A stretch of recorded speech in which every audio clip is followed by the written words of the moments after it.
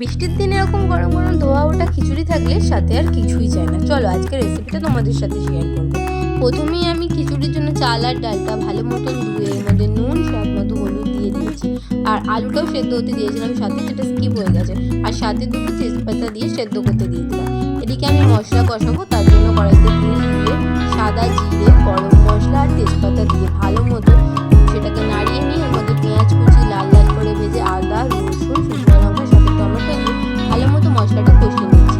মশলাটা কষাতে কষাতে এবার এর মধ্যে স্বাদ মতো নুন, জিরে, ধনে গুঁড়ো, লঙ্কা গুঁড়ো আর হলুদ গুঁড়ো দিয়ে ভালো করে নেড়ে দিচ্ছি। নাড়া হয়ে গেলে আগে থেকে ধুয়ে রাখা কিমাগুলোকে আমি এর সাথে মিশিয়ে দিলাম। মেশানো হয়ে গেলে ভালো মতো করে কষাবো। কষিয়ে যখন দেখবো তেল ছেড়ে গেছে, এর মধ্যে একটা মিট মশলা দিয়ে দেবো। মিট মশলা দিয়ে ভালো করে আরও কিছু করে কষাবো। কষিয়ে দেখবো ভালো করে তেল ছেড়ে গেছে, এবার এর মধ্যে ডিম ফেটিয়ে দিয়ে দেবো। ডিম ফেটিয়ে দিয়ে ভালো করে মশলার সাথে মিশিয়ে এবার এটা খিচুড়িটা যতক্ষণ সেদ্ধ হয়ে গেছে চালটা তার সাথে মিশিয়ে দেবো। এবার একটা ফ্রাইং প্যানে কিছুটা ঘি, শুকনো লঙ্কা আর কাশ্মীরি লঙ্কার গুঁড়ো দিয়ে ভালো করে একটা ছোপ তৈরি করে খিচুড়ির মধ্যে দিয়ে দেবো।